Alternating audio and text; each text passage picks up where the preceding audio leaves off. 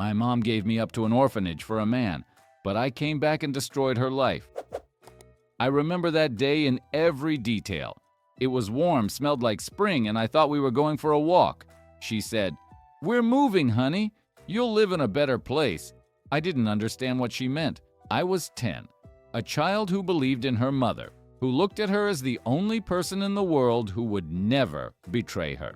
She was everything to me, and I, as it turned out, was nothing to her. We arrived at a gray building, looked like a hospital or prison, cold, soulless. I asked, "Mom, where's our home?" She didn't answer. Took my suitcase, rang the doorbell. A woman in uniform came out, they exchanged a few words, signed some papers, and my mom just walked away. Didn't even look back. I stood there with my suitcase, not understanding. Thought she was joking, that she'd come back, that it was a mistake. But she didn't come back. She was gone. I was left alone, in an orphanage. No explanation, no goodbye. She gave me away like trash, got rid of me. I screamed, begged, beat on the door, but no one cared. They calmed me down with medication, sat me in a corner, and just said, "Get used to it." And I got used to it, day by day. Sleepless nights, strange kids around, yelling, fights, humiliation, food like in prison, sleeping as if on concrete. Cry, they laugh at you, you're nobody, and everyone knows it. My mother, she never called, not once, not once. I later found out she was living with some guy, Slavic. He had a car, an apartment, some money. Mom always dreamed of a good life. Clearly, I didn't fit in. She just erased me from her path. At night, sitting in the dark hallway listening to someone cry in the next room, I looked at her social media. She was posting photos. Happy. My love. Vacationing in the Carpathians. And me? I was a piece of the past she just deleted.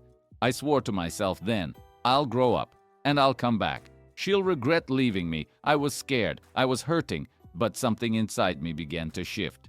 I stopped crying. I stopped believing in good. I began building myself. From fragments. At 16, they moved me to a facility for older kids. It was a bit easier there, but still hard. I found a computer science teacher who let me stay after class. I started learning programming. It was fascinating. I realized this was my salvation. I also started training, self-defense, basic fighting. Every evening, training. Every morning, studying. At night, working as a cleaner in a cafe. No weekends, no friends, only a plan, only the desire to break free. I studied everything. Marketing, copywriting, freelancing. Got my first orders through an old phone. After a year, I saved for a laptop. Then, a room. At 18, I ran away. Officially, I was out of the system, and I was fine with that. In the big city, I started over. Rented a tiny room in a damp basement with no windows. Ate instant noodles, lived on coffee. But I worked, day and night. My first serious job was tech support, then in a digital agency. But I was building my own thing on the side. A little website. My clients. My orders.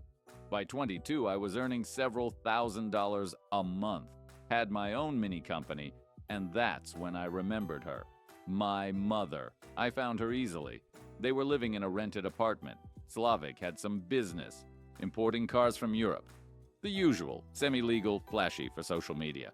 I created a fake company. Investors from Germany, with a site, logos, managers. I played the representative myself. Used deepfake to create a slick blonde character that Slavic had a Zoom meeting with.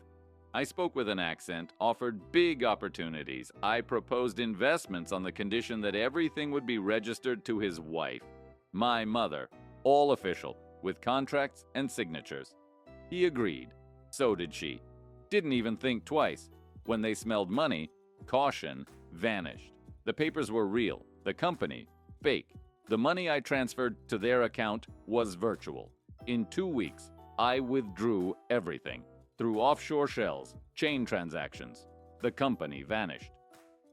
The money, gone. Audits came. Tax authorities, police. Slavic disappeared, and my mother was left with a mountain of debt and alone. And you know what she did? She found my number. An old one. I left it in one of the business cards. She called. Her voice was trembling, confused. "Please, help. I don't know what's happening. We were scammed. Everything's gone." I was silent. Then said, "I thought you loved me." "Mom." Silence. Then a scream. She started crying, begging, yelling, but I had already hung up. She lost everything, just like she once lost me. I sat on the rooftop of my new apartment, with a glass of wine, staring at the city lights below, listening to life buzzing far away, and I felt nothing. No joy, no relief, no triumph, just emptiness. I got revenge. She paid. But my childhood didn't return. Those orphanage years didn't disappear. The screams, the fear, the loneliness. I won the war. But I remained wounded. You know what I wanted most? Not money, not success. I just wanted her to hug me, to say she loved me, to explain why. But that never happened, never will. And maybe that's why I became like this. Cold, guarded. Someone who trusts no one. Because the first betrayal is the deepest. And it never heals. This isn't a story of victory. It's a story of loss, of how one mother betrayed her child, and how that child came back not for forgiveness, but for payback.